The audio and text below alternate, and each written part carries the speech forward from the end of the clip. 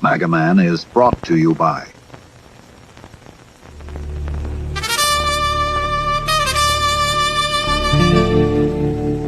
It appears you hold all the cards, Mr. Trump. My fate is in your hands. Has anyone ever told you you look like a donkey? Yes.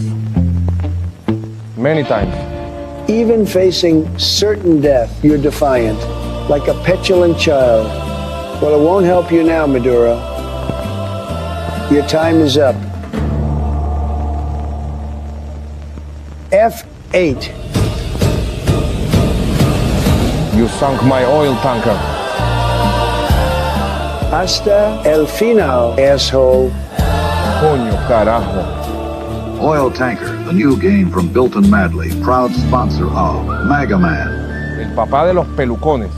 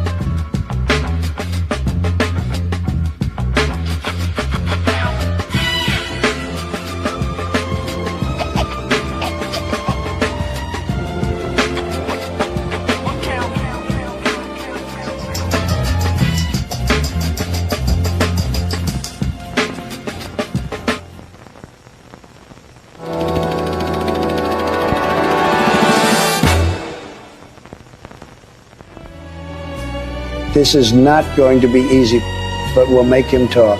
Torture, blackmail, bribery, whatever it takes. He's going to steal all the gold in Fort Knox.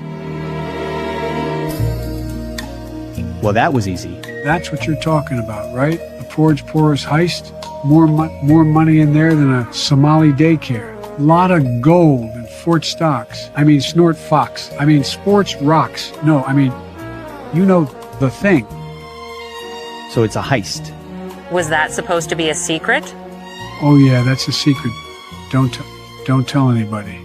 Okay, Joe, sure thing. See you soon, buddy. Did somebody say secrets? You would not believe how much money I stole through Ukraine. And you didn't really think I got 80 million votes, did you? And wait till you hear what really happened to Barack's personal chef. Tell him the big guy sent you. All right, team, listen up. Forge Porous is planning to steal all the gold in Fort Knox. Wasn't there supposed to be an audit of Fort Knox back in, like, February? Who the hell is this guy? That's Christopher Coles, the YouTuber known as Mr. Reagan. Mr. Reagan. Okay. What's your superpower, kid? I'm, lucky. Everything seems to turn out okay when he's around, sir. Statistically impossible success rate. We ran the numbers. Okay. He can stay.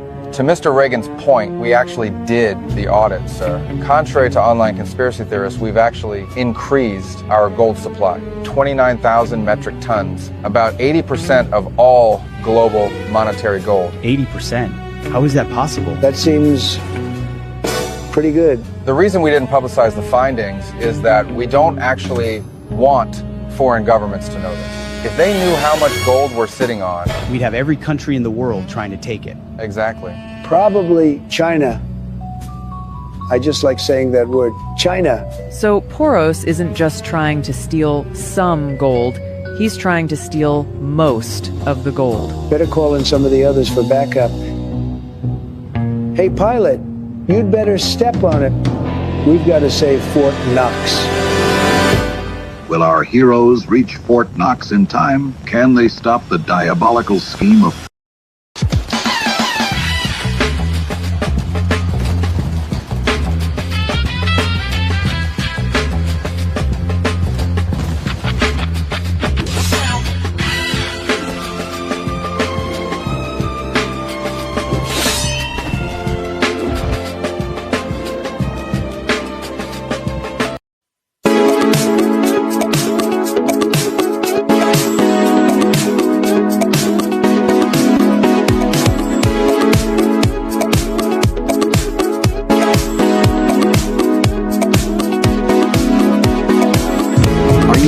fan of daring, thrilling, and captivating content? Get ready to take your entertainment to the next level with Machismo TV, the home of groundbreaking shows and exclusive behind-the-scenes access. Join our Patreon page.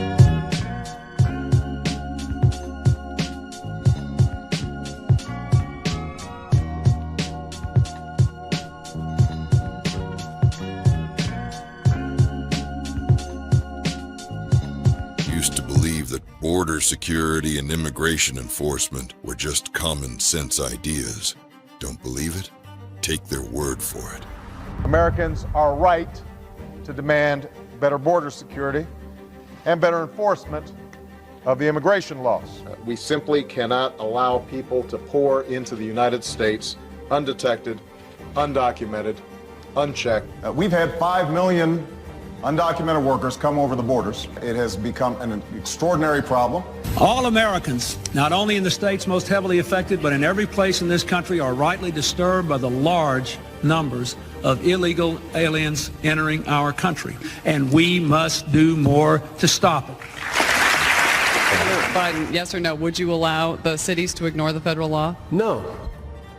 Any city should listen to the Department of Homeland Security. The city made a mistake not to deport someone that the federal government strongly felt should be deported. Just because your child gets across the border, that doesn't mean the child gets to stay. We do not think the comprehensive health care benefits should be extended to those who are undocumented workers and illegal aliens. We do not want to do anything to encourage more illegal immigration. People say, well, why can't you stop illegal immigrants from coming here? And the number one answer we give is when they come here, they can get jobs, get benefits against the law because of fraud. Illegal immigration is wrong, plain and simple. Open borders. You're doing away with the concept of a nation state. Our nation, like all nations, has the right and obligation to control its borders, and no matter how decent they are, no matter their reasons, the 11 million who broke these laws should be held accountable. For decades, these weren't controversial or radical ideas. The only thing that changed is them.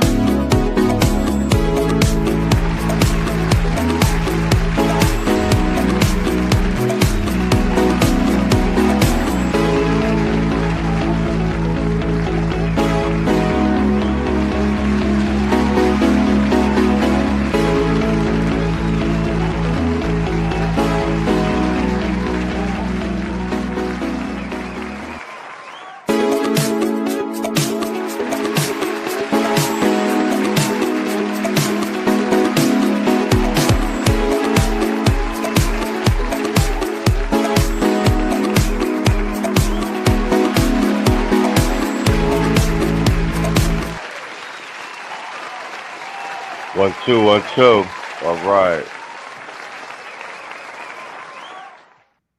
All right, that's what's up.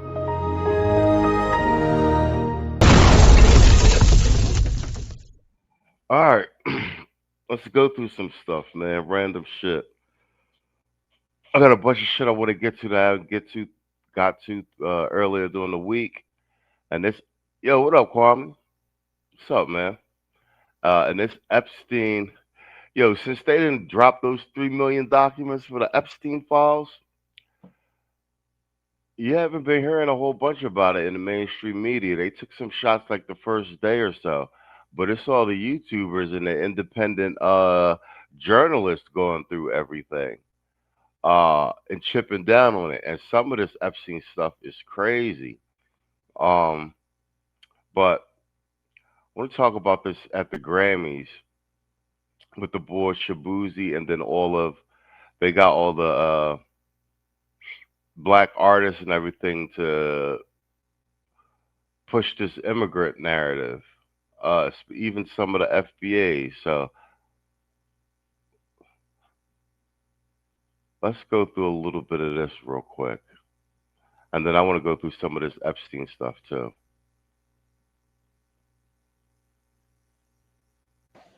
In regards to this climate?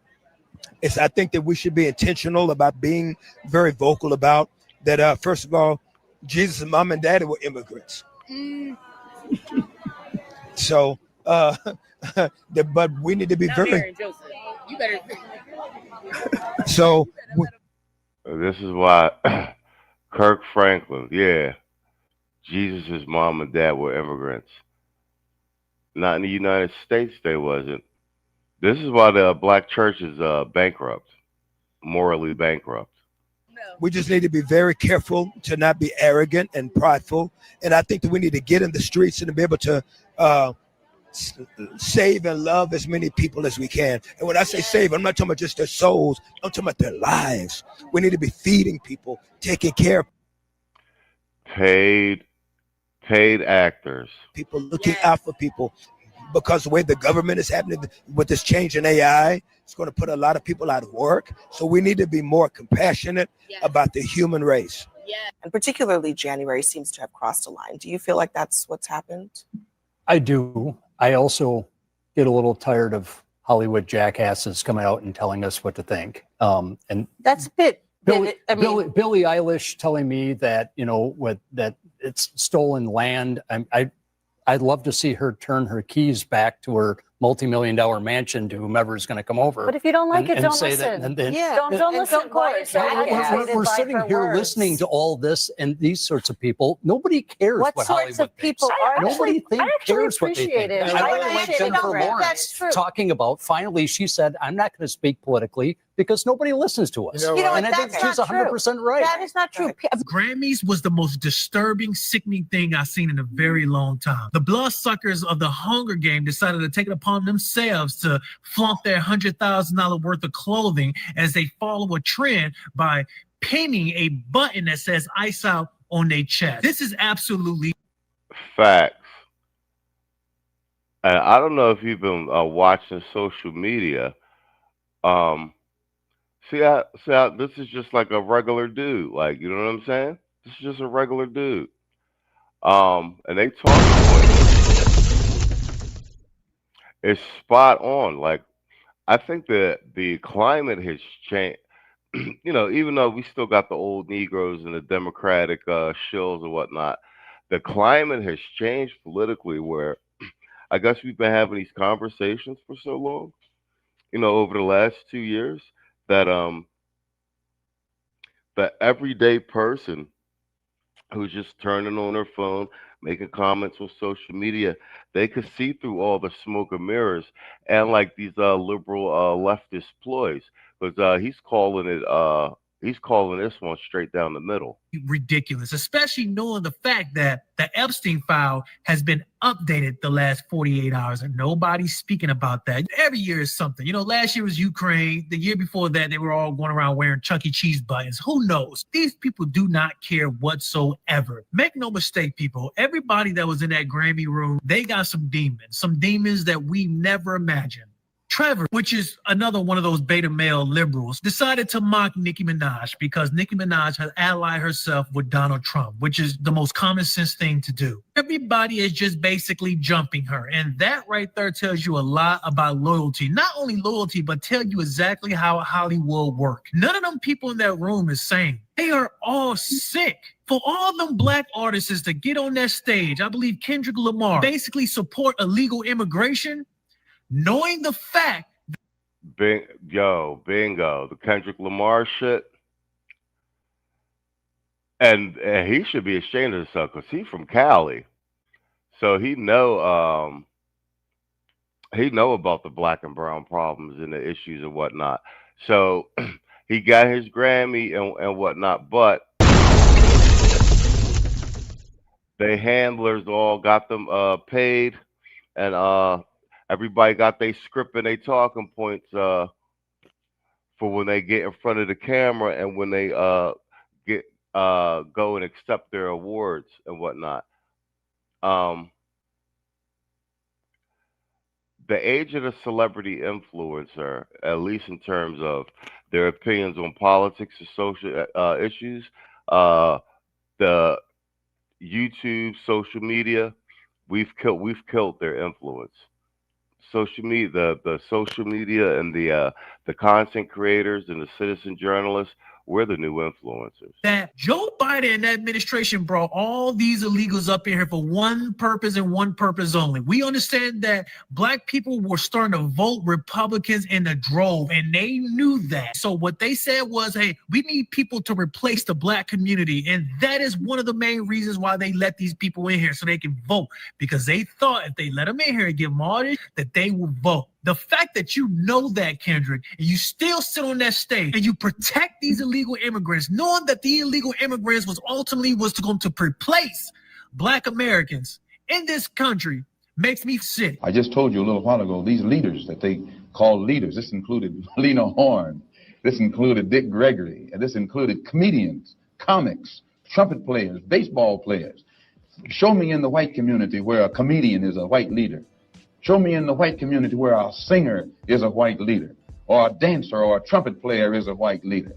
These aren't leaders. These are puppets and clowns that have been set up over the black community by the white community and have been made celebrities and usually say exactly what they know that the white man wants to hear. Mr. Danz, I'm gonna give you the first word on this, but before you do that, I wanted to add that last clip there just to show you that early on, we were the guinea pigs. Now they're using the celebrities and the entertainers to push their false agenda on everybody at this point. Facts, yeah. And this is a Righteous Perspective. He's got a huge following. He's got a huge subscriber base. And we dropped the link to the main this is that main video. I dropped it in the chat. What up, chat? Let me get some W's in the chat. We winning. Actually, I'm gonna let a little bit of this play before I jump to the next thing.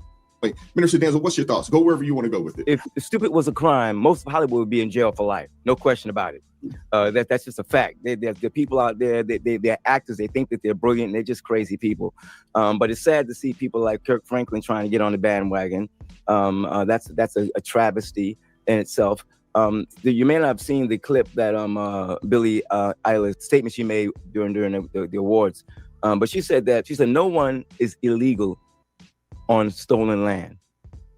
And the man was talking in the CNN clip. I mean, he stole my comment. You know, if that's the case, why don't you give up your land? Listen, can those illegals come to your property and set up shop? You see, no one's asking those kind of questions. But that's what they're doing. They're grandstanding. And it's sad. I really think it's really sad. Proverbs 18:2 says that a fool has no delight except to hear their own opinion. And that's what you see being propagated. They just love to hear themselves talk. But I would just love to see somebody, when they speak stupidly, at that very point, ask them a pointed question. And the fact that happened with one of the interviews, a Hollywood celebrity, I forgot his name, but he had a ICE tag on his coat. And the reporter asked, "What does that tag, that badge mean?" And he said, well, you can just come up with anything you want to think of. He couldn't say anything. He couldn't, because he knew he was just grandstanding. He was fronting. And a lot of them are like that. They're being fed what to say because they can't think themselves. Stupidity is becoming a very serious crisis in our nation today. Well, this Spot on. No, that's what I said. Yeah, I heard they were just handing out ice tags at the Grammys. Yeah, spot on, Kwame. He said, man, I was just thinking about what Malcolm X said about these entertainers. W's. Yeah, exactly. And that's Malcolm was warning us about the liberals way back. This 60s and 50s, man. All right, I want to jump to this next one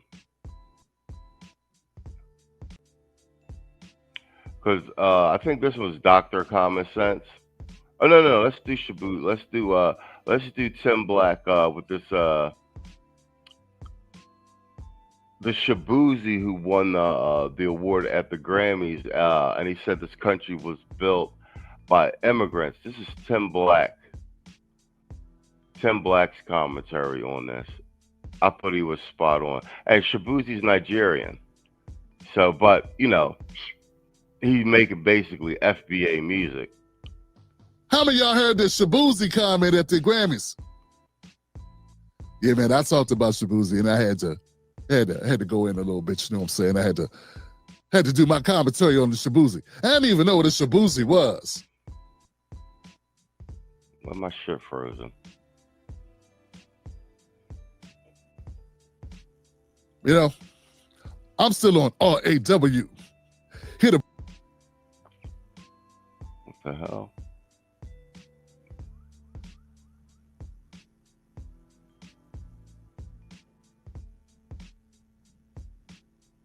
Bring trouble to all the suckers who broke the blink. To be dirt.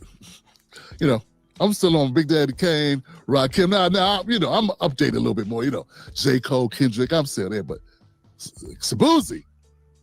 That's like something you catch going to the doctor. Like, Doc, I've been up all line, I couldn't sleep, and it looked like I might have a problem with my Shabuzi.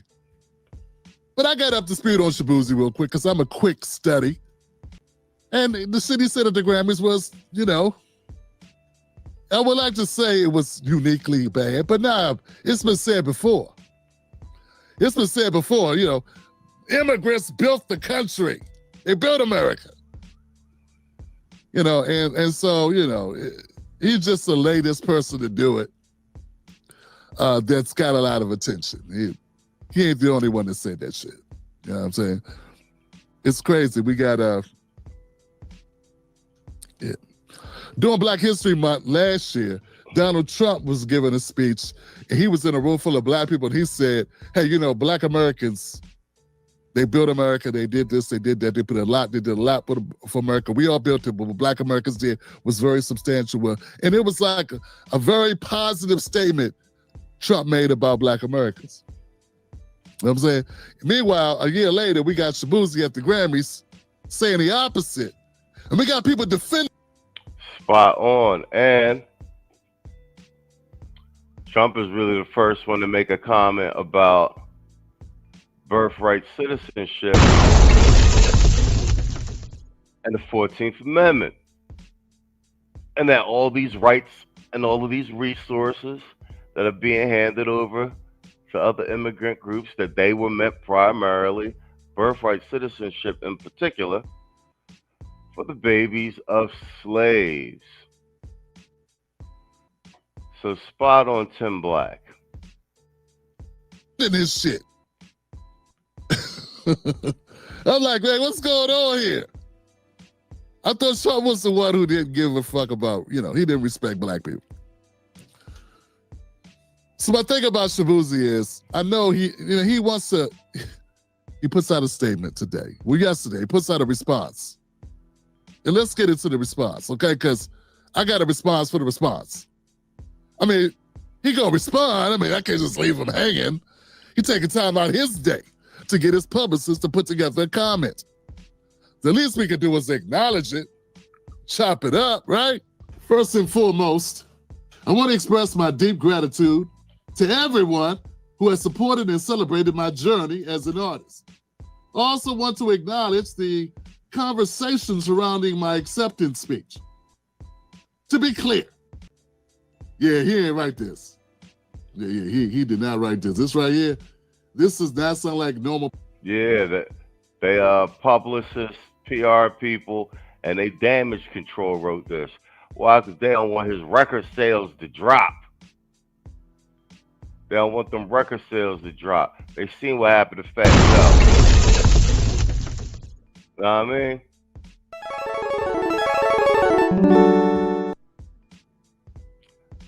Speaking of people that are going to be having financial difficulty, where my parody drop? This is WNBA joke. We're not signing the new CBA offer. We want more of the NBA's money, Adam. And I want hair and smaller ears. Just take the offer. The minimum salary is going to be $250K and the max will be $1 million. $250,000 a year isn't enough. I need $250,000 every 365 days. What the hell are you talking about, Angel? Do you have period brain right now? We're not accepting till we get a 50-50 revenue split. That's not even possible, Kelsey. The WNBA loses money and only owns 42% of their league. The rest is owned by the NBA and investors. Then the NBA should give us some of their shares. Ha! You can suck my big Jewish balls, rectangle face. This is the best offer you're gonna get. Then we'll go on strike. Basketball isn't my only income. I just released my new sneakers that everyone is gonna wear, just like Jordan's. Are they not drug testing you all? Nope.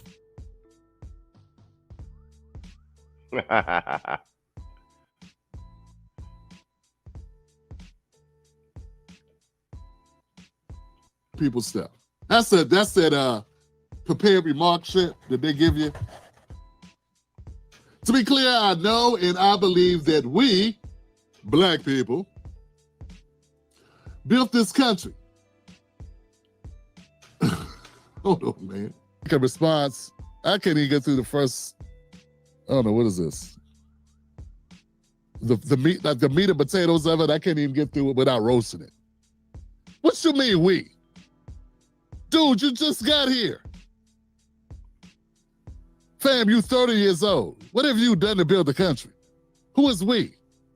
So when we talk about building the country, we're not talking about ourselves. And your parents weren't born here. Talk about missing the whole damn point. His parents are from Nigeria. They moved to America, they have him. Okay? He ain't build shit. What's we? Your parents didn't build shit in America. Maybe they built it in Nigeria and left it because they so, giving. But they didn't. Shit, I've never heard of a Shabuti. He was doing like he had like a trap country song. He's talented, but the Grammys then turned him into a useful tool in a plant. I mean, that's pretty much like nobody respects the Grammys or the Oscars anymore. It's just it's just used for political theater now. It's like it totally don't. Fam, come on now. Why come you just can't say hats off to Black America for all the work they did to make the rights to die? I mean, people died. Our ancestors died fighting for civil rights, and you get to come enjoy them. Why you just can't give them props and be out? Look, my bad, respect. Let's keep going. He says, my words were not meant to erase, diminish, or overlook that truth. Black people have also built the country. Have also? My words were never intended to dismiss. My words were never intended to dismiss that truth. I am both a Black man and a son of Nigerian immigrants, and us overwhelming, and in the overwhelming sacrifices my parents,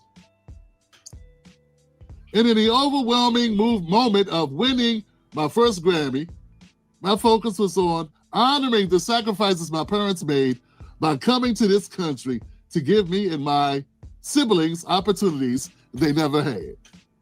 Okay, So at the same time, winning this award on the first day of Black History Month and becoming the first Black man to win Best Country in Black History, it stands on the foundation laid by generations of Black people who fought, sacrificed, and succeeded long before me. This moment belongs to all of us. My entire career has been rooted in lifting people up, honoring where we come from, and expanding what's possible. I'm proud to be part of this legacy, and I intend to continue doing that work for the rest of my life. Yeah, that's a canned, prepared response from the PR department. Yo, what up, Lord of Brooklyn? Look, man, I hate to sound like your guidance counselor, right, or your English teacher, or whatever, but it seems like you didn't understand the assignment, Shabuzi. Maybe acknowledge that Black Americans invented country western music. Black Americans invented country western music. Seems like a very simple thing to say. All this other, that's not up for debate, sir. It's not about feels. Got nothing to do with your parents. Y'all get where I'm coming from? You win an award in a category that no other Black man has received. And Black Americans invented the music genre. You could say that. You bigging up immigrants, but see, it's par for the course, fam. If you acknowledge the actual contributions of Black Americans specifically, that's when they come for you. Somebody gave this kid the memo with this young man, okay? He's a young man. Someone gave the young man the memo that told him, now, not the Blacks, not the Black Americans, not the foundational Black Americans. Someone had to catch him by the water cooler. Someone sat him down and had a conversation. Someone told him, I don't believe this is on his own. You don't mess up this bad 2 times in a row without help. This ain't him just fooling around or fumbling the ball all on his own. He had help fumbling the ball. As long as we're clear here, right? The original problem was you have a immigrant making this about immigrants. And immigrants have contributed to America. I would never say they haven't. But you're on Black History Month, the first Black man in America to win this award, and you make it about immigrants. And I understand there was some similar people that some of the music, and there's some controversy surrounding, did you get some music from a guy named J-Quad? What happened? There's no mention of Beyonce and all this. I'm hearing a lot of stuff where Black Americans really contribute just to your own personal success.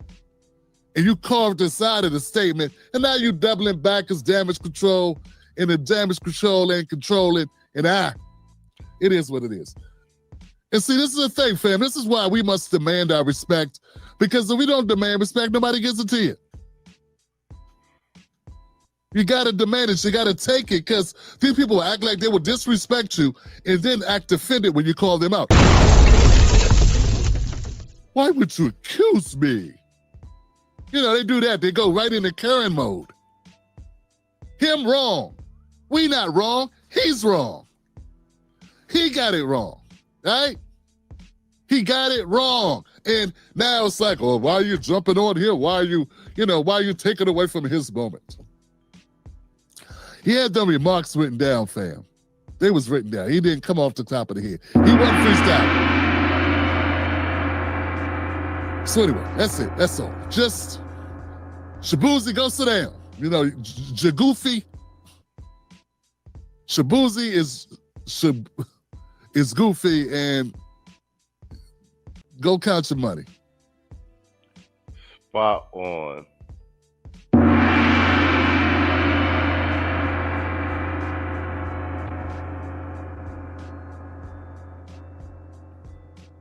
You say he tried to get it wrong? Yeah.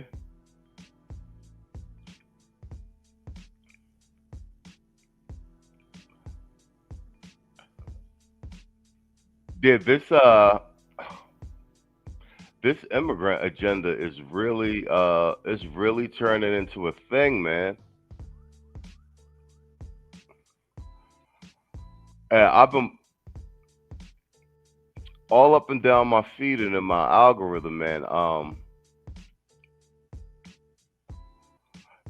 Everybody really feeling some type of way about this FBA delineation, man. There's like I didn't peep all these and they're new channels, like hate channels on like making FBA content. It's a lot of Africans too, a lot of Ghanaians, Kenyans, and Nigerians, with all these anti-FBA channels. And the crazy thing is,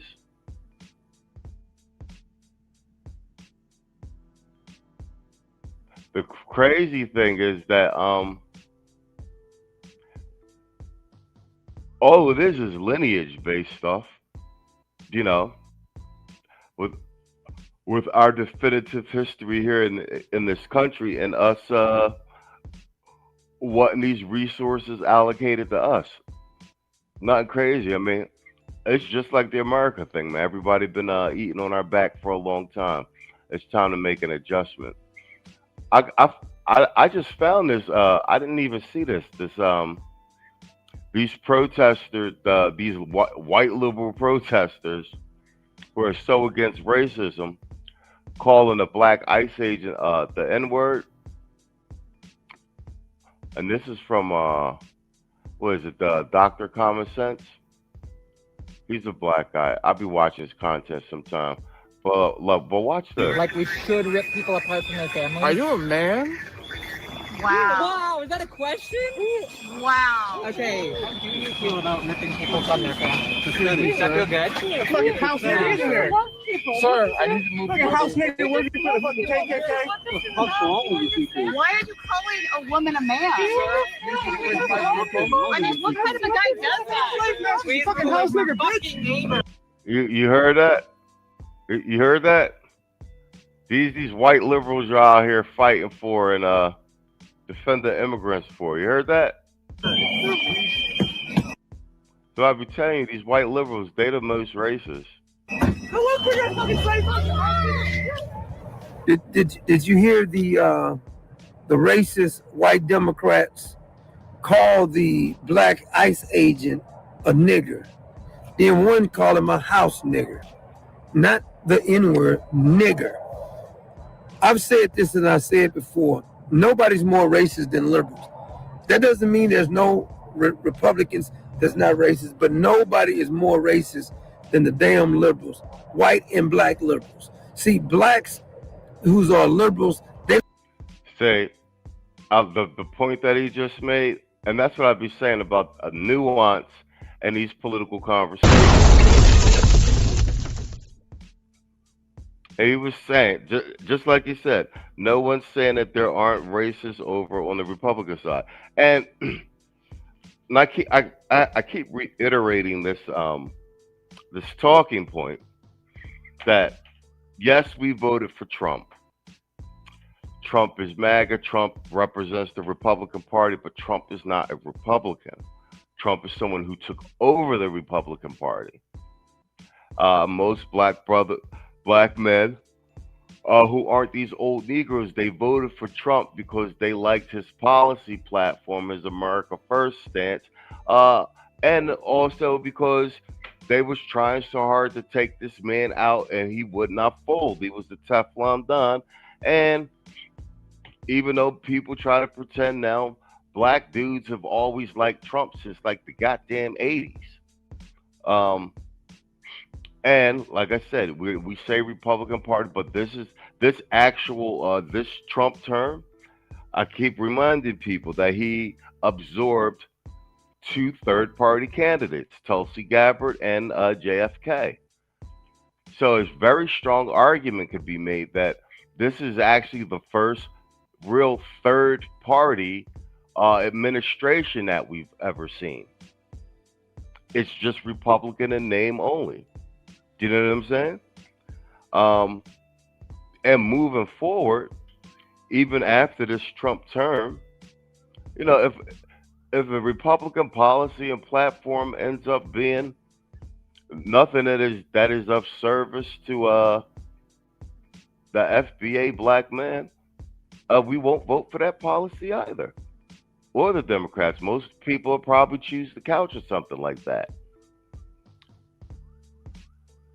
But no one's interested in platitudes and identity politics anymore. We want to know what your policy initiative is, and if it is, if it's beneficial to us. Kwame says, my son and I had a great conversation about these white liberals just today. Yeah, they're the absolute worst. I mean, they're the ones that really operate like friggin' fascists, controlling speech and all sorts of things, all manners of things, such as. Let it be known, the Joy Reids and all of them, they let it be known that they're racist. All they talk about is racist. Don Lemon, married to a white man, goes home and get the white sausage every night, pretending like he hate white people so much. See, the black ones just come on, the Joy Reids, they come on, let you know they're racist. Michelle Obama. But I'm gonna tell you something about a white liberal. They're like foxes. They sneak up and pretend we're for Black Lives Matter. Do you know how many times Hillary and Nancy Pelosi has called Barack Obama and Michelle niggers? Child, please, of course they have. They've said it so many times it's not even funny. But they'll get on TV and we're for you. We know you shouldn't know. Don't teach their kids how to read. It's not their fault. We don't want your kids going to a private school, even though we're sending our kids to a private school. They're racist as hell. And they call the black man a nigger because he asked, is this a man? Like we should rip people apart from their families. Are you a man? Wow. Wow, is that a question? Wow. Okay, how do you feel about ripping people from their families? Does that feel good? House nigger. Sir, I need to move. Fucking house nigger working for the fucking 𝐘𝐿. What's wrong with you people? Why are you calling a woman a man? Sir? I mean, what kind of a guy does that? Fucking house nigger, bitch. They all like that. They pretend all the time. No matter how many times they pretend. They'll act like they're helping you. Well, that's okay if you don't know how to read, little Sally. If little Jerome don't know how to sit down in class, it's because he don't know who his father is.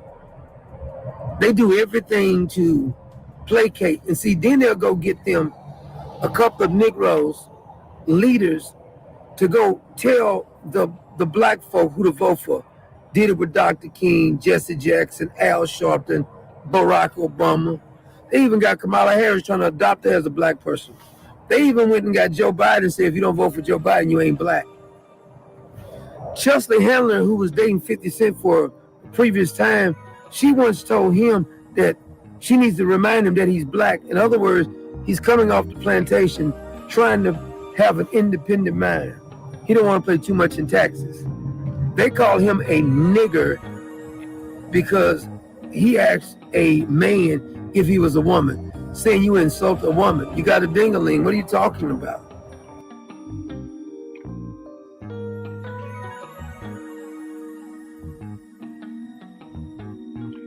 Quab, you said we watch the same content creators? No, I could believe that. Like, they be putting a lot of, sometimes depending on what you watch, the algorithm be recommending a lot of the same stuff. But my algorithm, I don't know, have you noticed your algorithm been recommending a whole bunch of weird stuff for you lately? I've been having to put that don't recommend shit. The algorithm be actively pushing bullshit to you. Especially if you watch like a lot of black conservative content, they be trying to sneak in stuff to get you to change your mind almost. You know what I'm saying? Oh, let's play the rest of this out. It's not an insult, it's a fact, biological. It's biologically is a fact. But see, these are these people, whenever you make them mad, their true colors come out. They say nigger so many times it's not even funny. I wish I had a hidden camera in Hillary's campaign. I wish I had a hidden microphone for Joe Biden. While he was the vice president, he was saying nigger to Jill Biden. Jill Biden, I gotta placate to this nigger. And when Jill Biden and Joe Biden finally got in there, Jill probably said, we don't have to listen to those niggers anymore. Of course they're racist. All liberals are racist. What the hell is you talking about? Perfect. All right. Hold on. Let's pull that down real quick.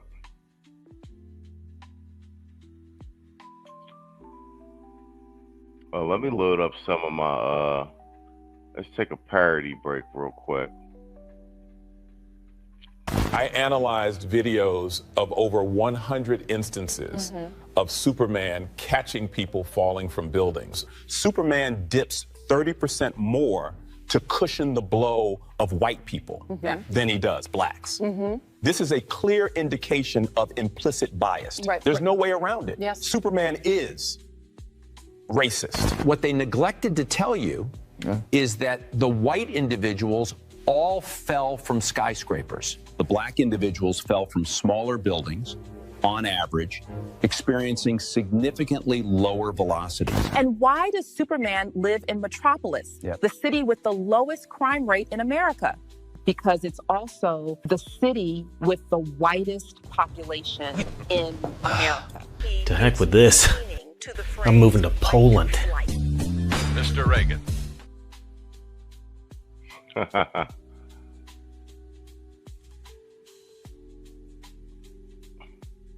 Slickhead, commie coast bullshit you're trying to pull here. But America? That's my territory, pal. America! You're not running a state. You're running a fucking dumpster fire. Fucking dumpster fire! Now you hold on, Mr. President. California's leading the nation. Leading the nation in what? Crime? Fires? Homelessness? Well, I'm leading in, Let's talk facts here, pretty boy. Yeah, pretty boy. You've got the highest taxes in the nation. Crushing your people while you sip wine at the French laundry. The French fucking laundry! 817,000 Californians fled the state in 2022 alone. Facts! Businesses closing down, crime is up, and your streets? Your streets are flooded with pop-up drug dens. Say no to drugs! Homelessness, crime waves, $7 a gallon for fucking gasoline? $7 fucking dollars! Governing, you're torching the fucking place! I've been fighting for California values. Climate action, reproductive freedom. California values?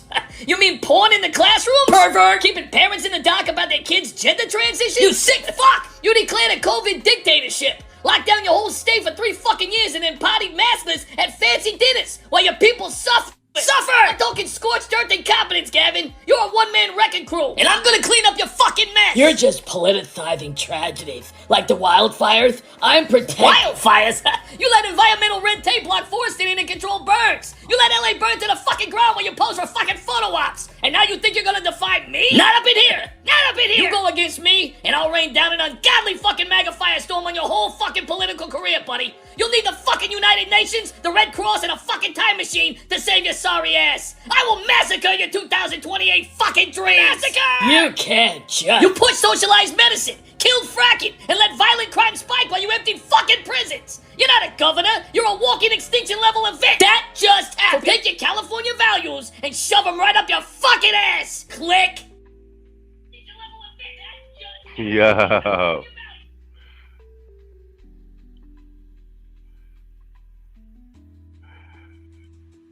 Yo, these parody joints be fucking hilarious, bro. I was basically raised on bananas and rice, okay, in a Somali daycare, which was very formative, and people don't get that that's like culture and nutrition. So when I speak from... In light of recent conversations, we are proposing a pilot program to transition public school lunches to bananas and rice. Huh? Wait, what? This is about inclusion. This is about listening, and frankly, the people are demanding like bananas and rice. Excited to announce new product, bananas and rice, available at select Walmarts nationwide. Wait, are these all empty? Every single one. No way, this can't be real. Bananas and rice, gone. Guys, you're seeing this like there's nothing, just cardboard. Look, this internet guy is simply wrong. We have strict oversight. They looked in the boxes before they were filled, and I can assure you, so clearly, nothing happened. So the bananas and the rice They were stolen. We don't know by who. We don't know when. They're just gone. Hey, why are you standing there looking? We're busy, okay? We have bananas, we have rice, you don't know what we are doing. Yes, go mind your own business. We unload, we load, finish, that's all. Why you keep staring? You think it's funny? We have bananas, we have rice. Plan isn't just bananas and rice. People think it's simple, but it's deeper than that. It's culture, it's history, it's identity, and yes, it's like bananas with rice.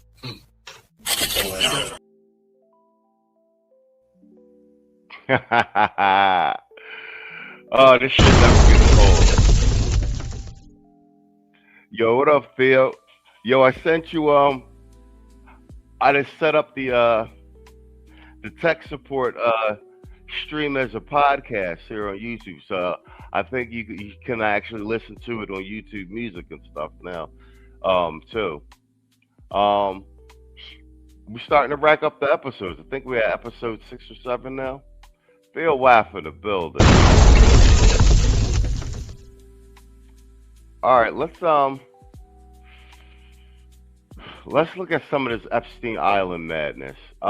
Because since the files have been dropped, mainstream media has been awful quiet. And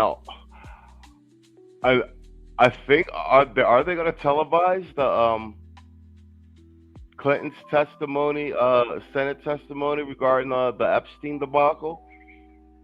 If so, that'd be good television. All right, it's my man Osmond. Epstein Island is truly evil. This is Jeffrey Epstein's island. To understand it fully, we've remodeled the entire island, and we've divided it into 3 main sections.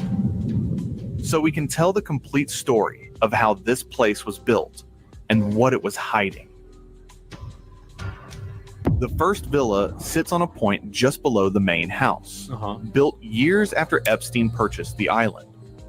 Next to it is another residence, connected to the pool complex by a lower level doorway. This one even had an outdoor bath backed by a giant mirror looking out toward the sea. Facing the ocean is a wide stone patio. Set into the floor are 2 mirrored shell designs, along with the letter E. It may have been decoration, or something more symbolic. Above it all is the main house itself, the largest residence on the island. That's a big one. When Epstein bought Little St. James in 1998, this Little house was St. already James? here, but he had it remodeled and expanded into part of a much larger complex. Damn. The It's a nice sea-facing place. side has a veranda, while the back of the house opens into the pool area. That pool complex is massive. Okay, and for everybody who doesn't believe that Epstein was Mossad, I mean, this guy had 𝐓𝐇𝐈𝐒 on speed dial. Like that was his, like the majority of like a lot of the correspondences and the files are between him and 𝐓𝐶. I think they were even staying together at some point. Yeah, and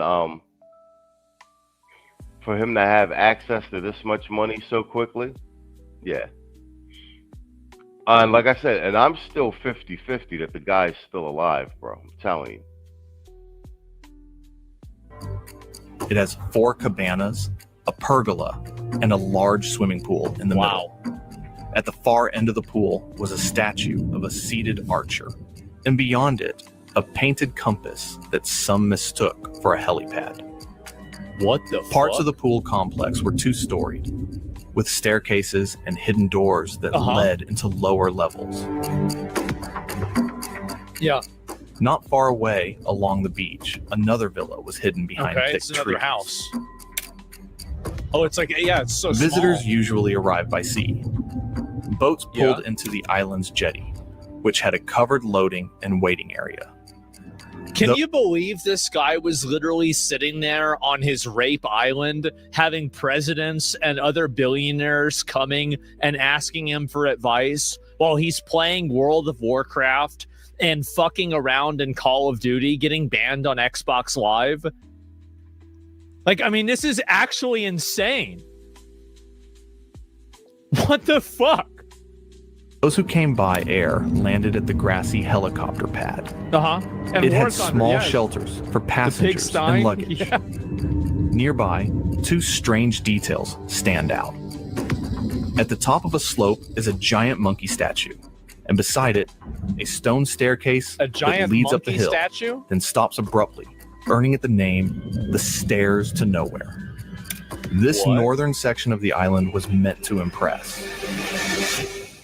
Moving toward the center of the island, the design shifts. Here, the focus is less on luxury and more on control. Tucked into the trees is a low building, almost hidden from view. This place is massive. Its purpose is still unknown. Just beyond it lies... Wait, so there's a giant warehouse and nobody knows why it's there? Well, that seems pretty interesting. Huh. The island's main... All right, let's go through some of these fall leaks. And it just gets even more insane. After the Haiti earthquake occurred in January 2010, Epstein and others became increasingly interested in Haiti. I found an interesting email. Someone is in deep shit.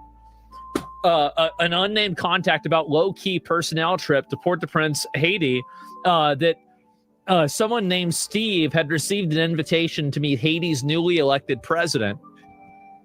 What the fuck? Epstein said due to Haiti's chaotic banking system, it would make it a good spot to park money discreetly. What? So they're just out here talking about, like, more in 3 to 4 weeks. It's unstable for sure of all the crazy banking stuff, but it might be safe to park money. Steve and I, if we do it, will do this very quietly. Leave from New York City sometime in October, one night in Port-au-Prince. You are welcome to join us on the down low. And that is from Jeffrey fucking... Oh my God. Well, so there it is. They need to show us the names. Well, so he's doing this too. Let me go back and find the rest of it. And oh my God, Jeffrey Epstein's 10,000-acre ranch in New Mexico, known as Zorro, it had an airstrip and helicopter pad. So everybody's talking about the island, but I had no idea he also had an entire ranch. Holy shit! It had an airstrip, a helicopter pad. He legally, through campaign donations, paid off the local sheriff and a wide range of New Mexico politicians and operated there with total impunity. Yeah, Ram Ranch is real. Holy shit. A whole fucking compound, I know. And so anyway, let's go back and look at the other ones here too. And, we already saw this before. And the more that comes out, the more you start to wonder if we even know how sick these people are.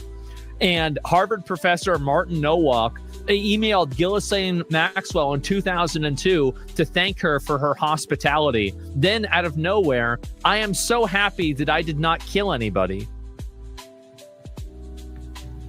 I am so very sorry I caused you so much worry and I spoilt this day. I am so happy that I did not kill anybody. My perspective on life has changed now. Lots of love, Martin.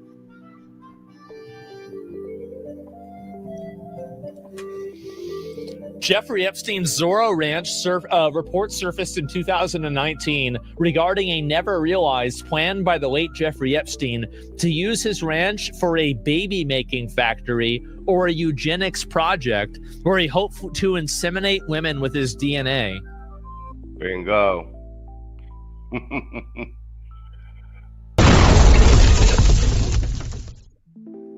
And there you have it.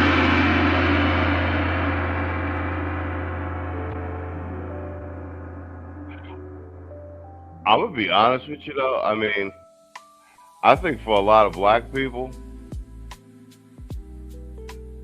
we weren't really that surprised about the stuff that was in the Epstein files. I think the general sentiment's kind of been like, "Yep, sounds about right." You know what I'm saying? I think that's been the general sentiment.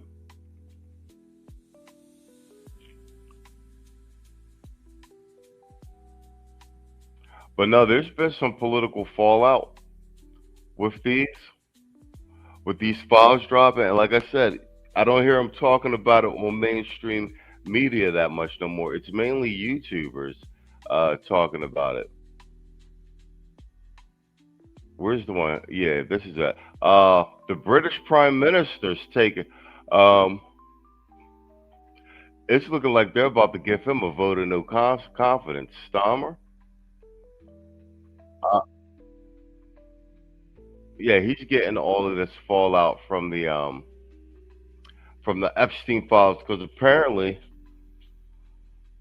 the ambassador that he appointed to the U.S.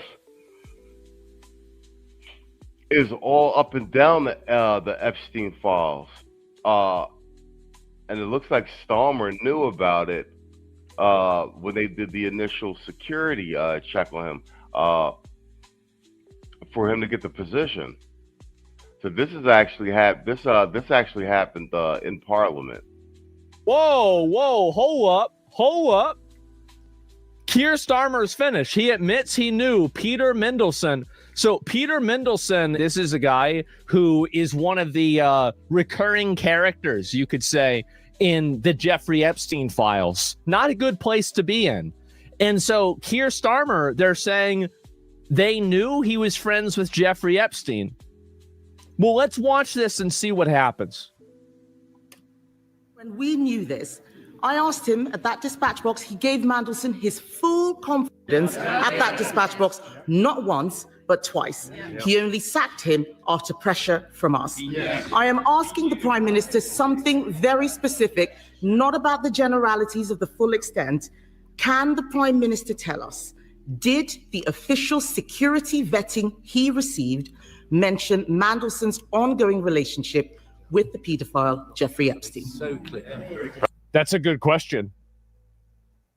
That's a really good question. I feel like a lot of people would want to know the answer to this.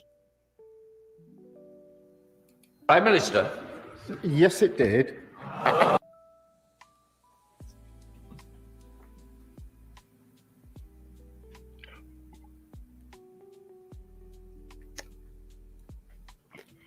I think that we need to get him. We need to get him and we need to put him in jail here in New York. Not for any specific crime, but just for having such a lack of aura and for being such a limp dick that I feel like we just got to go get him. Really? Like with Maduro his ass. Yeah, exactly. Like, I feel like, yeah, just to make sure that, I mean, we'll do everybody a favor, right? Prime Minister? Yes, it did. As a result, various questions were put to him. I intend to disclose. Are you a pedophile? Did you have, have you ever eaten a baby? Okay, what's next? Oh, do you rape? Okay, all right, good. Let's see.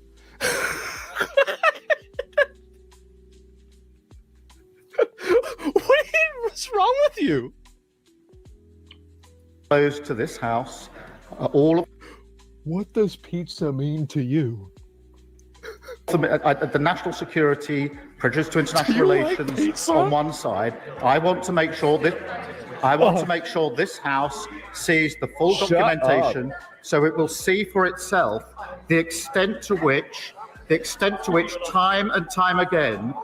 You know what I think is funny is that a lot of people had relationships with Jeffrey Epstein, and I think that many of the people that did weren't guilty of anything that was really bad. So they might not have really, that wasn't really a red flag potentially then, but I don't really care.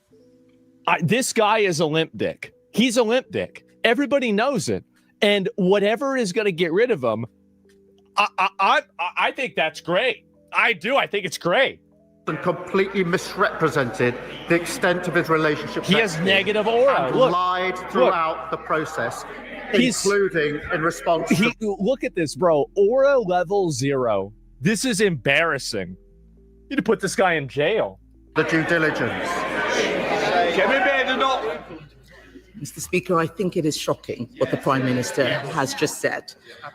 How can he stand up there saying that he knew, but he just asked Peter Mandelson if the security vetting was true or false? This is a man who has been sacked from cabinet twice already for unethical behavior. Wait. So this guy had already been kicked out 2 times before?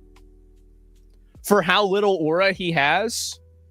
Dude, this was the video that convinced me that we need to put him in jail.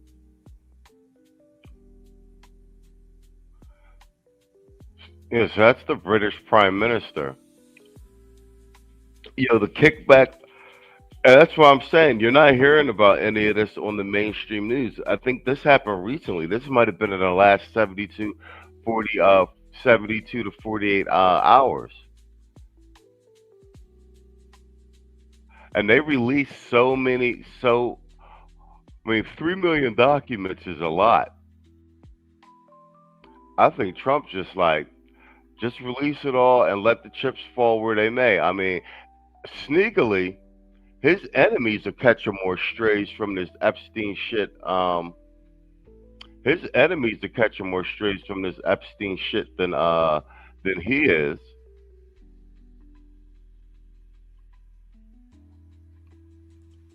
You got people resigning left and right.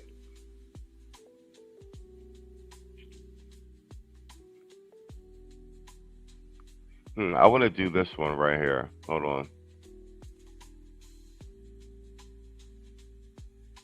Is this the rise of single moms? Yeah. Oh wait. Let's do my man Jeremy Hill. I haven't done none of his stuff in a while.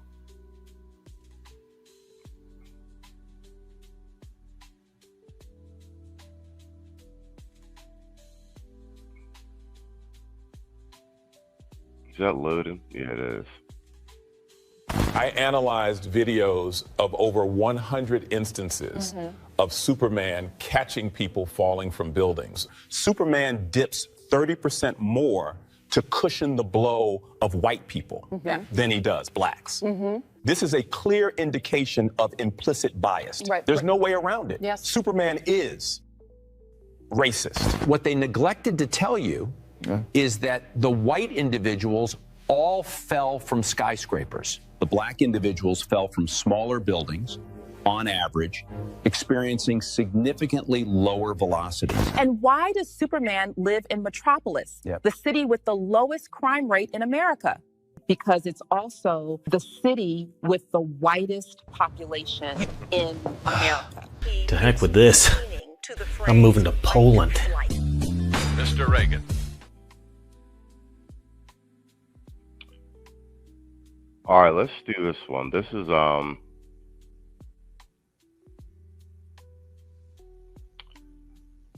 is Jeremy Hill reviewing Helen Andrews. This is on feminism. Let's do this. Triggered, leave now because this is not the show for you. Now, what I'm gonna talk about in this reaction video, man, I want to talk about. Well, I'm gonna have a lady named Helen Andrews, man. She's quite a debater. She's quite someone who is against the feminist movement. And I think we all can learn something from this little thing she got going on right here. She's speaking in front of a lot of people about how feminism has destroyed America. And what she talks about the most, which I really like, is she, like myself, believes that women should not have certain positions of power. They should not be in certain positions. There are some jobs that they should not have. Forget being equal. There's some things a woman should not be doing. A woman should stay in her place. And this is my humble opinion. And we're finna get into this, man. I want you to hear a woman say what I've just told you in her own way. Let's get it. The libertarian economist Tyler Cowen once wrote a blog post describing all of the revolutions he's seen in the course of his lifetime, starting with the moon landing when he was a little boy and going up chronologically to today's advent of AI. And there were only 7 revolutions on this list because this was only the greatest and most earth-shaking ones. And right there, between the fall of communism and the invention of the internet, was something called the Great Feminization. That is not a phrase that a lot of Americans know, but future historians may well rank it as having greater importance than almost any other revolution on that list. The Great Feminization is very easy to define. It refers to the increasing representation of women in all of the institutions of our society. But as simple as it is to define, it's very difficult for those of us on the other side of that revolution to fully grasp its significance. The first thing that most people fail to understand about it is how unprecedented it is in human history. There have been many societies that have been feminist to one degree or another, in which women have been queens and owned businesses and held positions of authority that commanded the respect of men. But there has never been a society in which women hold as much political power as they do today. Fact. Think of all of the parliaments that have ever existed, every legislature in every country and every century. None of them has been, as ours is, 1/3 female. The idea of a female chief of police would have seemed very strange even to many early feminists. And yet today, the police department is led by a woman in the largest city in America and in the city in which we are now standing. I want you to pay attention to the numbers and the percentages that she's going to give you, the statistical data about how many women are in positions of power, positions that were formerly held by men. This is why justice is not given to citizens in America the way it used to be. Spot on. And I know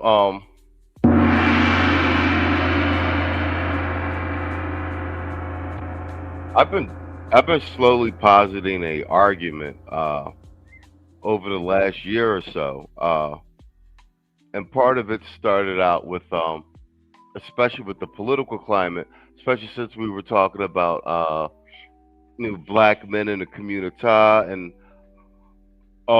since we were making black men more politically astute leading up to this Trump election. I've been positing the argument that laws need to be changed, et cetera, et cetera, et cetera. But in particular, because of the gynocratic nature of the community and how FBA black men are socialized here in the States, that while we're waiting for laws to change, et cetera, and while the red pill talking points and conversations are being had, one of the immediate solutions is that since brothers are all complaining about the gynocracy, you know what I'm saying? Platitudes.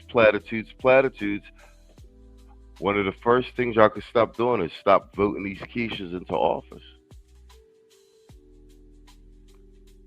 That that's DAs, judges,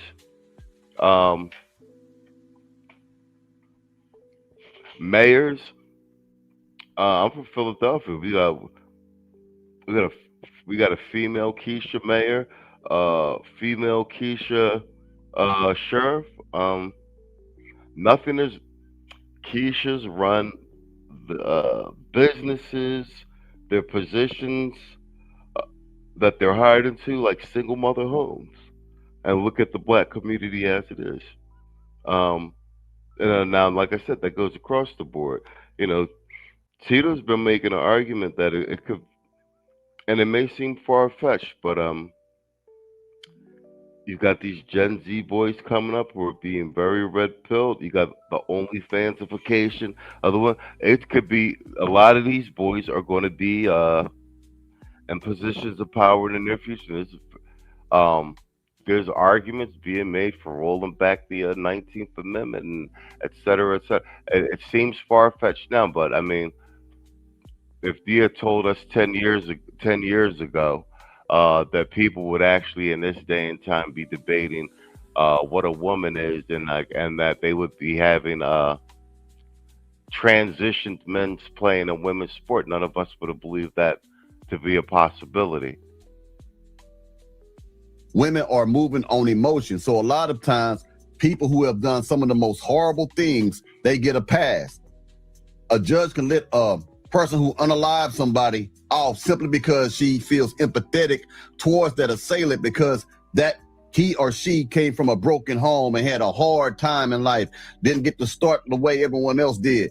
So because of that, that's justification for that person to unalive somebody because that woman judge feel you got to be sympathetic to their plight. Stuff like that, right? But let's keep going. Law schools today are majority female. Law firm associates are majority female. Medical schools are majority female. Women earn a majority of BAs and PhDs. College faculty are majority female. Women are 46% of the managers in the United States, and the white-collar workforce overall, workers with college degrees, a majority of them are women. These are, in many cases, very recent developments, with the tipping point having occurred only in the last 5 to 10 years. And that is the other common misconception about the Great Feminization. People tend to think of feminism as something that occurred back in the 1970s. But it took several decades to go from token representation to approximate gender parity. The first woman on the Supreme Court was appointed in 1981, and in that year, women were 5% of the judges in America. Today, there are, of course, 4 women on the court, 1 justice away from a female majority, and women are 30% of the judges in America, 40% of the judges in the state of California, and 63% of the judges appointed by President Joe Biden. So from the first woman on the court to a likely female majority on the Supreme Court is probably going to be a span of about 50 years. And the exact same trajectory over the same timeline can be seen in many other professions. There was a pioneering generation in the 1970s where a woman was often the only female reporter in her newsroom or the only female professor in her department. And then increasing female representation through the 80s and 90s until a healthy female representation of about 20 to 30% by the turn of the century. And today, 25 years later, in many of these fields, they are now 40% female or 50-50 gender equal. And the pendulum may not be done swinging yet. As feminized as we are, we may get more feminized still. Look at the example of the profession of psychology. As recently as 25 years ago, psychology was a predominantly male profession, up to 70% male. Today, the youngest cohort of psychologists just joining the profession, 20% male. Men have evacuated the profession of psychology. And it's easy to understand why. It's because psychology has become feminized. As women increased their representation in the profession, they reoriented the field. So they changed the whole field of psychology. There are men who are abandoning that profession simply because women are ruling it. There's a scripture in the Bible, and I'm paraphrasing, talking about something about the women are oppressors. I know somebody who's watching is going to say it. Please put that scripture into the comments, talking about the children are bad and the women are their men oppressor. Woe to my people. Whenever you have women running things, it's going to be a lot of hell and a lot of woes. You understand me? Because if a woman become a therapist, she'll take the side of the woman. You can go do a couples therapy, and because she's so emotional, she'll start seeing the woman's point of view and totally disregard what's going on with that man. But men will look at things, through an objective type of way and see who both is wrong and who is right, who is wrong, all that stuff. He's not going to just take the side of the man for the hell of it, and he's not going to take the side of the woman for the hell of it, but a woman will. Let's keep going. To be more friendly to their ideas and preferences, to be about caring and empathy and non-judgmentalism. So a man who wanted to become a psychologist because he liked judging other people would naturally choose a different profession. The same thing has occurred in literary fiction. Some of you may have read in the last 12 months one of several articles in the New York Times about how men don't read novels anymore.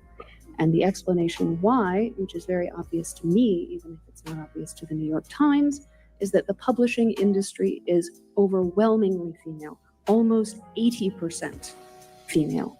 So men do still like to read novels. They just don't like to read the kinds of novels that today's publishing industry produces. Some fields are more susceptible to feminization than others. There's very little you can do to feminize the field of math or engineering. But as women join a field in greater numbers, we should expect that any field that can be feminized will be, and the dynamic will play out exactly as it has in psychology. It may be that a 50-50 gender split is not a stable equilibrium. Exactly. So any space that weak men allow women to intrude into is going to become feminine. You see how these children being raised by these single moms, especially the young boys, and how much like, how can I say this in a nice way? This is a nice way I can say it. How a lot of these young boys today being raised by single mothers are acting like bitches. They're emotional. They don't know how to regulate their emotions, man. They don't know self-restraint. They don't know how to save their money, how to build their credit. They don't know how to struggle. They are afraid of struggling. They want everything given to them. A lot of them young boys, men, whatever, are being raised by today's modern day woman, and they are feminizing them boys. Them boys arching their eyebrows, putting on fingernail polish and shit, real skin tight pants and stuff, look like biker shorts, wearing these loud ass colors and stuff. That's feminizing these boys, man. Got dudes wearing, what is that, lip gloss? No, I mean, come on, man. Let's keep going, Jack. Oh, man. I haven't heard listen to Jeremy in a while. All right, hold on. Let's play this for a minute and let me check out something real quick.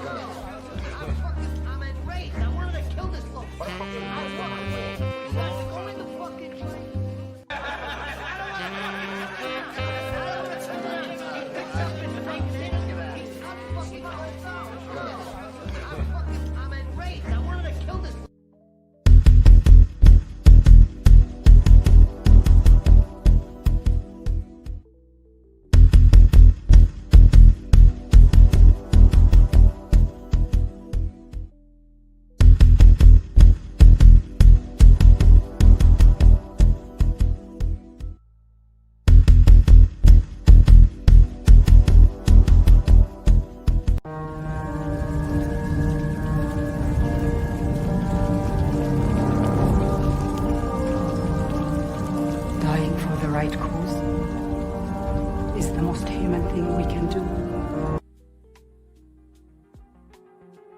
Warfare is changing. No longer are we throwing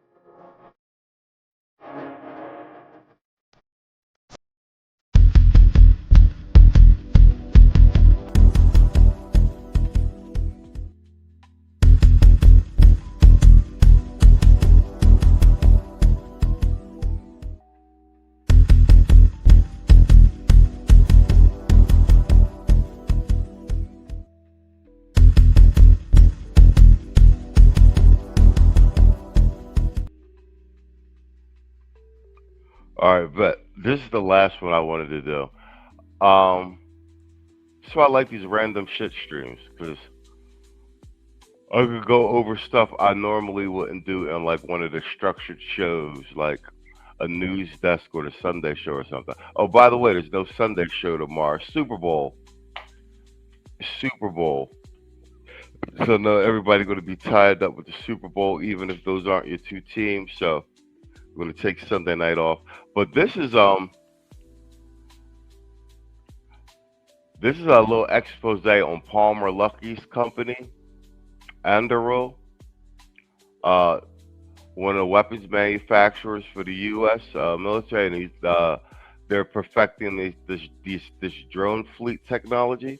soldiers at the front lines. Instead, AI weapons are fighting our battles for us. And there's only one company that had the foresight to begin building these weapons for the United States and its allies. The company you'll learn about today is so important it could stop you and I from being drafted into World War III. And the craziest part is that you're going to be able to invest in this company because it's planning an IPO. I first made a video about Anduril 3.5 years ago. Yeah, this is also the guy that invented Oculus, and Facebook bought it from him. Yeah, Anduril.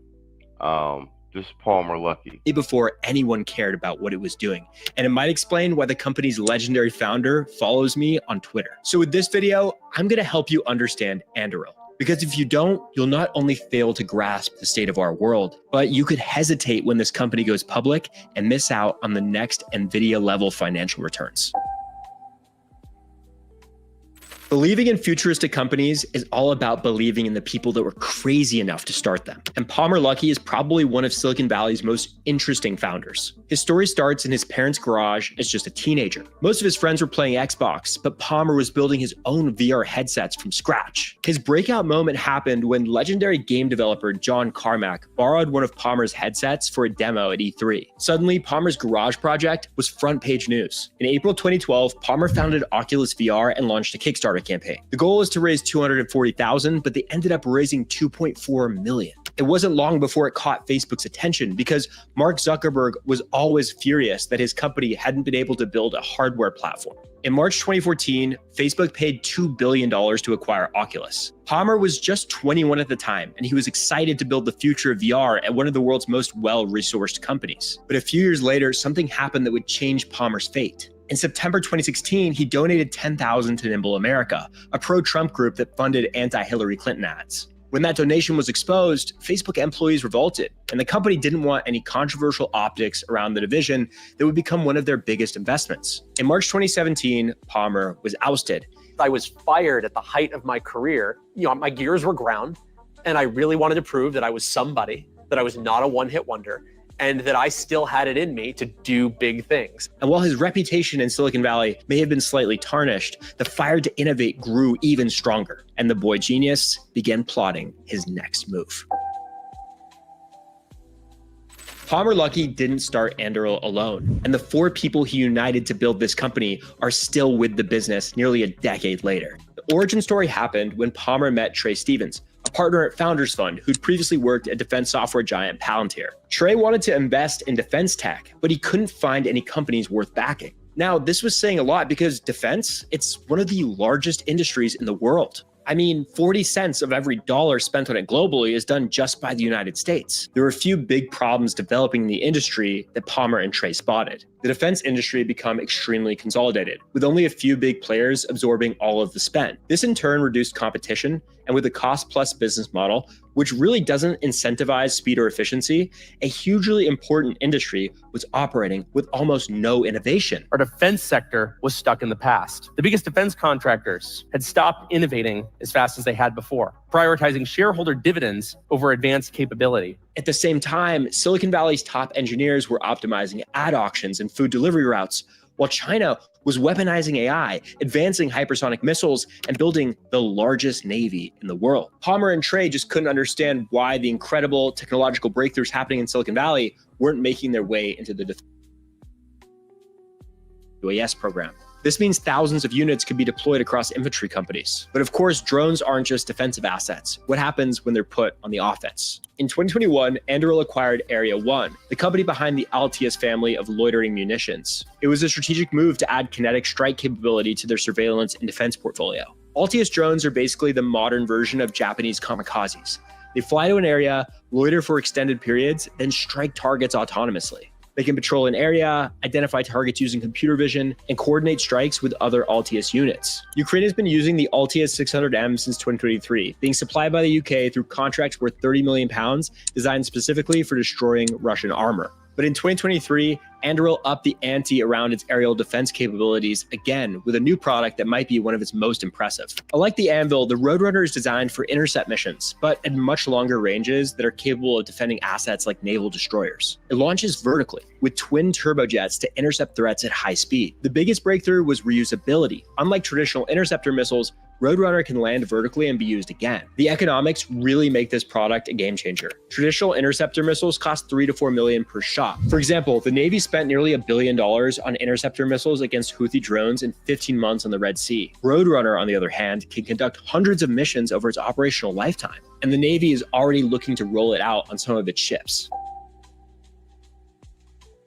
And speaking of the Navy, Anduril recently expanded into the underwater domain with a new product called Dive-LD, a 3-ton autonomous underwater vehicle for extended deep-sea missions. It can conduct mine countermeasures, anti-submarine warfare, seafloor mapping, and infrastructure inspection. The strategic importance cannot be understated. Some of the world's most critical infrastructure is housed underwater, from oil pipelines to the fiber optic cables that carry your internet traffic. Anduril's autonomous underwater vehicles provide persistent coverage at a fraction of the cost of traditional submarines. Australia awarded Anduril a joint development program for their Ghost Shark autonomous submarines based on this Dive-LD platform. And Anduril is also expanding its underwater product ecosystem, which now includes a seabed sentry system, guided torpedoes, and a larger Dive-XL platform. So if you're a savvy investor, there's actually a really exciting opportunity here, which is there's a publicly traded small cap marine robotic stock that supplies the batteries and sensors that power Anduril's Dive-LD submarines, and I think it's gonna explode. If you want access to my full in-depth research. Right. So yeah, I'm gonna cover some more Palantir too, but this is the direction everything's going. They've got a major defense contract. So does Palantir. I said it before, man. If you're gonna buy some Palantir now, it's probably the time to do it. Only thing with Palantir is they might actually end up being the ones that invent pre-crime. If you ever watched the movie Minority Report with Tom Cruise, you know what I'm talking about. All right, perfect. All right, guys, that's my time for tonight. Thanks for hanging out. See you next time.